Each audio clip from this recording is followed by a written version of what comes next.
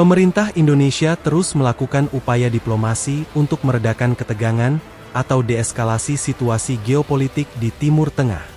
Hal itu disampaikan oleh Menteri Luar Negeri Retno Marsudi di Komplek Istana Kepresidenan Jakarta, Selasa 16 April 2024, usai mengikuti rapat terbatas yang dipimpin oleh Presiden Joko Widodo. Beberapa hal yang dibahas yang terkait dengan masalah geopolitik. Pertama, kita khawatir melihat perkembangan situasi di Timur Tengah. Dan kita yakin bahwa eskalasi tidak akan membawa manfaat bagi siapapun. Oleh karena itu, upaya diplomatik perlu terus dilakukan oleh semua pihak, termasuk oleh Indonesia. Menlu mengungkapkan, dalam beberapa hari terakhir Indonesia telah melakukan komunikasi intensif dengan sejumlah pihak, mulai dari pemerintah Iran, Saudi Arabia, Yordania, Mesir, Persatuan Emirat Arab, Uni Eropa, Jerman, Belanda, hingga Amerika Serikat, AS, untuk mendorong seluruh pihak menahan diri dan mencegah eskalasi. Tadi pagi, Wakil Menteri Luar Negeri Amerika Serikat menelpon saya dan kita melakukan kita berdiskusi mengenai situasi perkembangan di Timur Tengah. Dua hal yang kita sampaikan di dalam semua komunikasi dengan pihak-pihak terkait langsung. Yang kita minta adalah self-restraint, menahan diri dan deeskalasi. Pentingnya dilakukan deeskalasi. Sementara dengan teman-teman kita yang lain, misalnya dengan para Menteri Luar Negeri Jerman, Belanda, dan negara-negara Timur Tengah, kita mendorong agar semua dari kita menggunakan pengaruh kita agar eskalasi tidak terjadi. Jadi komunikasi antara para Menteri Luar Negeri terus dilakukan sekali lagi agar pihak-pihak terkait menahan diri dan tidak terjadi eskalasi. Terkait perlindungan warga negara, pemerintah terus memantau dan melakukan upaya untuk memastikan perlindungan terhadap WNI di wilayah yang mungkin terdampak oleh situasi di Timur Tengah. Terus melakukan komunikasi, koordinasi dengan beberapa kedutaan besar Republik Indonesia, utamanya di Amman, di Tehran, kemudian di Mesir, dan di tempat-tempat lain. Menlu menjelaskan, pada tanggal 13 April lalu pihaknya telah mengeluarkan travel advice serta menyediakan hotline yang dapat dihubungi oleh para WNI. Pada 14 April lalu Kementerian Luar Negeri juga telah melakukan kontak langsung dengan WNI yang berada Iran dan Israel untuk memberitahukan langkah-langkah yang dapat lakukan jika terjadi sesuatu. Kita juga sudah melakukan engagement langsung dengan warga negara Indonesia yang berada di Iran dan juga di Israel pada tanggal 14 April untuk memberikan briefing kepada mereka hal-hal apa yang mereka dapat lakukan jika terjadi sesuatu atau jika eskalasi terus meningkat. Jadi intinya itu teman-teman, sekali lagi kita pantau dari dekat, kita waspada dan kita terus melakukan upaya diplomatik agar masing-masing pihak menjaga menahan diri, self-restraint, dan kita mencoba untuk bicara dengan sebanyak mungkin pihak untuk menggunakan pengaruhnya agar eskalasi tidak terjadi.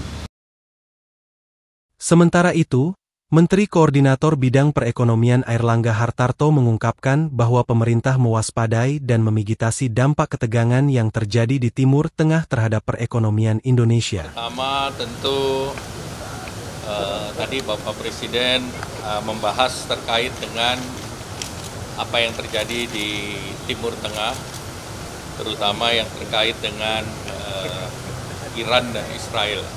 Prinsipnya adalah deeskalasi ataupun menahan diri adalah satu hal yang sangat penting, terutama terhadap negara-negara yang terlibat di sana. Dari sisi perekonomian, secara fundamental, saat ini perekonomian Indonesia tumbuh solid di kisaran 5%, inflasi dalam rentang 2,5 plus minus 1%, neraca perdagangan surplus, serta cadangan devisa sekitar 136 miliar dolar AS. Secara fundamental, perekonomian Indonesia tumbuh solid 5% dengan inflasi dalam rentang 2,5 plus minus 1%. Neraca perdagangan masih surplus dan cadangan devisa tadi disampaikan masih sekitar 136 miliar US dollar. Dari segi pasar keuangan, dolar indeks mengalami penguatan di tengah rilis data ekonomi Amerika yang menunjukkan penguatan.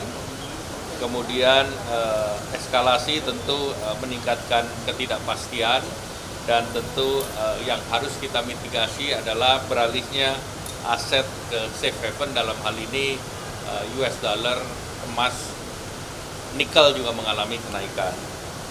Nah, nilai tukar dan indeks harga saham itu juga mengalami pelemahan secara global, namun Indonesia dibandingkan peer countries relatif masih dalam situasi aman, dan tentu kita perlu melakukan beberapa kebijakan antara lain bauran fiskal dan moneter, menjaga stabilitas nilai tukar, menjaga APBN, dan memonitor kenaikan logistik dan kenaikan harga minyak.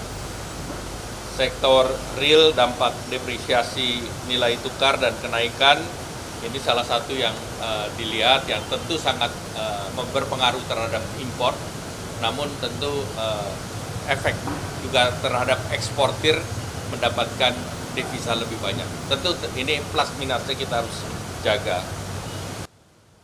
Meski demikian, pemerintah terus mengantisipasi dampak dari peningkatan ketidakpastian perekonomian global terhadap perekonomian nasional. Pemerintah bahkan terus melakukan reformasi struktural sekaligus meningkatkan iklim investasi di tanah air. Kepastian iklim investasi harus dijaga dan berbagai skenario sudah dibahas. Tentu bagi pemerintah terus melihat reform struktural dan menjaga ekspektasi daripada investor, dan juga memperkuat daya saing, dan juga untuk menarik investasi jangka panjang di Indonesia. Jadi kepastian itu yang harus dijaga, dan tentu nanti berbagai skenario sudah dibahas. Harapannya defisit anggaran tetap dalam rentang yang diperbolehkan oleh undang-undang.